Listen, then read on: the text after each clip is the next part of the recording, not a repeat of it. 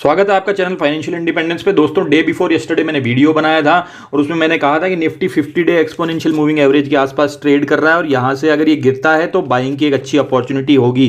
दोस्तों, आप यहां देख सकते हैं कि 17,440 पे आज निफ्टी ने क्लोजिंग ली और अगर आप लार्ज कैप म्यूचुअल फंड में यहां बाइंग करते हैं तो उसके लिए भी मैंने कहा था कि उसमें बाइंग इनिशिएट करके चल सकते हैं। और यहां पे देखेंगे कि निफ्टी में अभी यहां गिरावट बनी हुई है और घबराहट का माहौल है मार्केट में। तो दोस्तों, घबराने की क्या रियली में जरूरत है, इसके बारे में हम एनालिसिस करेंगे।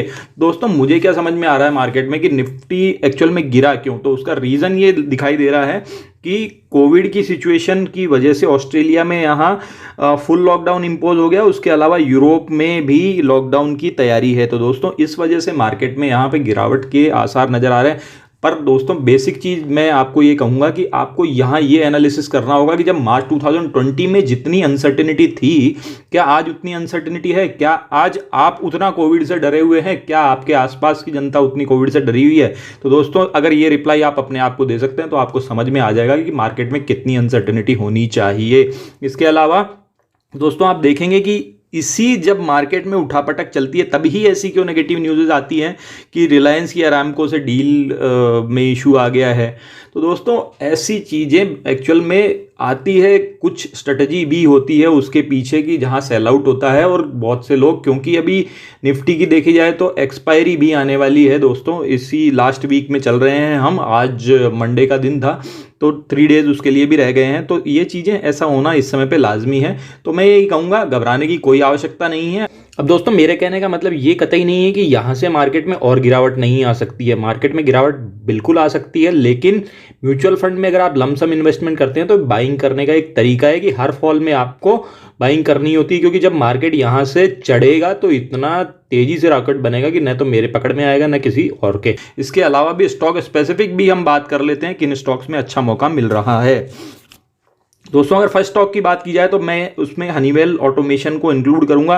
ये दोस्तों इतना बेहतरीन स्टॉक है जिसको कि हमने बहुत बार डिस्कस किया। आप मेरे चैनल पेज पे जाके देख सकते हैं, जितनी भी बार हमने इसको डिस्कस किया इसने हमेशा 10% का स्विंग बना के दिया है। दोस्तों, आज भी बहुत ही शानदार लेवल पे, जो कि पहले रेजिस्टेंस हुआ करता था, पे आज ये सपोर्ट लेता हुआ नजर आ रहा है और इस पे एक बार नहीं 2 बार पहले भी सपोर्ट ले चुका है। दोस्तों, बहुत ही रिलायबल प्राइस पे स्टॉक मिल रहा है, इसमें बाइंग इनिशिएट करके चल सकते हैं स्विंग ट्रेडिंग के लिए। दूसरा दोस्तों स्टॉक है मनप्पुरम। मनप्पुरम को अगर आप देखेंगे तो मैं आपको थोड़ा जूम करके बताता हूं। दोस्तों, ये यहाँ पे सेलिंग हुई थी कुछ दिनों पहले, तो इस सेलिंग के बाद में इसने यहाँ पे लगभग 160 के प्राइस के आसपास में सपोर्ट लिया था। वैसे ही कुछ सेलिंग अभी आपको यहाँ पे भी होती हुई नजर आ रही है। अब दोस्तों, आपको पता होगा कि जब भी मार्केट में गिरावट होती है तो गोल्ड का प्राइस एक ऐसा होता है जो कि एक हेजिंग के लिए यूज में लिया जाता है और गोल्ड के प्राइस जनरली उस समय गिरते नहीं है जिस समय मार्केट अगर फॉल होता है। और मार्केट में आप देख सकते हैं कि गोल्ड के प्राइस ऑलरेडी स्टेगनेंट हो चुके हैं, गिरने 45,000 से नीचे जाने को तो तैयार नहीं है, बल्कि 47-48,000 के आसपास में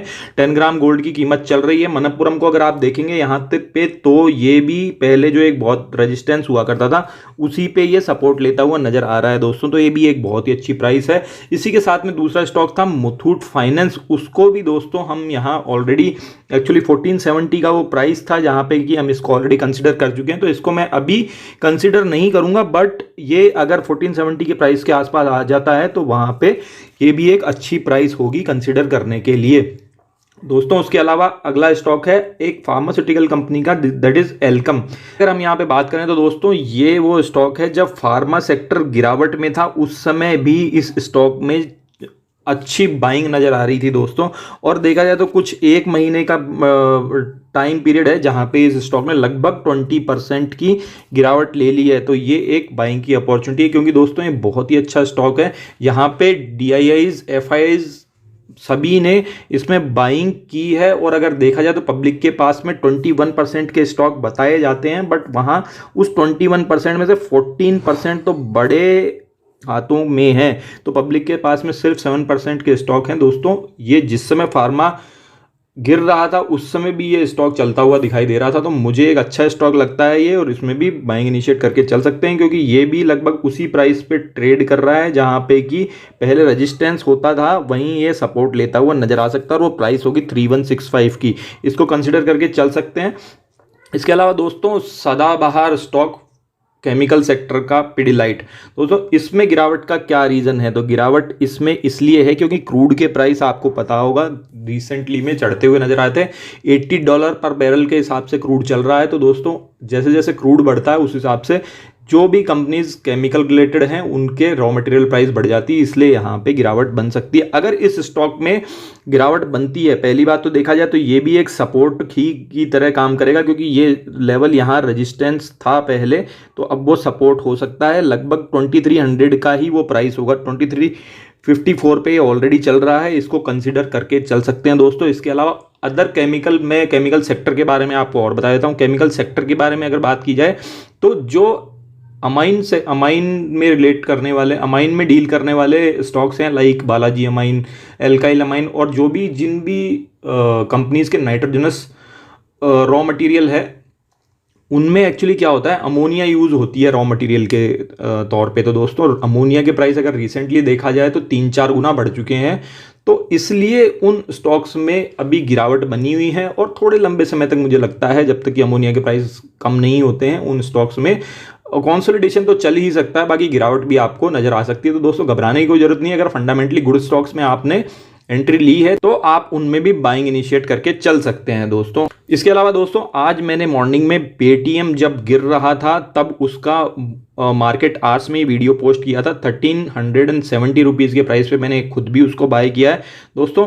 पर मैं आपको ये कहूँगा कि अगर आपको प्राइस अच्छी लगती है तो उस स्टॉक को भी आप कंसीडर कर सकते हैं, क्योंकि पेटीएम एक बड़ा ब्रांड नेम है दोस्तों। और बड़े ब्रांड नेम में एक्चुअली क्या होता है कि आप एडिडास का शूज़ खरीदते हैं, रिबॉक के शूज़ खरीदते हैं, शूज़ तो और भी सेम ही आते हैं, लेकिन दोस्तों एक्चुअली क्या होता है, ब्रांड नेम की वजह से हम एक्स्ट्रा पैसे दे देते हैं क्योंकि रिलायबिलिटी बढ़ जाती है। तो अगर पेटीएम को आज बच्चा बच्चा जानता है, कल को ये किसी भी कंपनी को टेक ओवर करता है, जो कि कर सकता है क्योंकि इसके पास में आईपीओ आने के बाद में पैसे तो ऑलरेडी बहुत आ चुके हैं। तो इस वजह से दोस्तों अगर ये किसी भी बड़ी कंपनी को टेक ओवर करता है तो ये स्टॉक इस तरीके से रॉकेट बनता हुआ नजर आएगा कि इसको पकड़ पाना बहुत मुश्किल होगा। तो स्टैगर्ड वे में जैसे ये गिरता जाता है बाय ऑन डिप कर सकते हैं दोस्तों। जितने भी मैंने आज स्टॉक बताए इनमें आप अपने एनालिसिस पहले कर लें किसी भी तरीके से एंट्री लेने से पहले। और अगर आपको कोई भी क्वेश्चन क्वेरी है फाइनेंशियल इश्यूज पे कमेंट सेक्शन में डालिए, उनका रिप्लाई जरूर करूंगा। बने रहिए आपके अपने चैनल फाइनेंशियल इंडिपेंडेंस पे। धन्यवाद।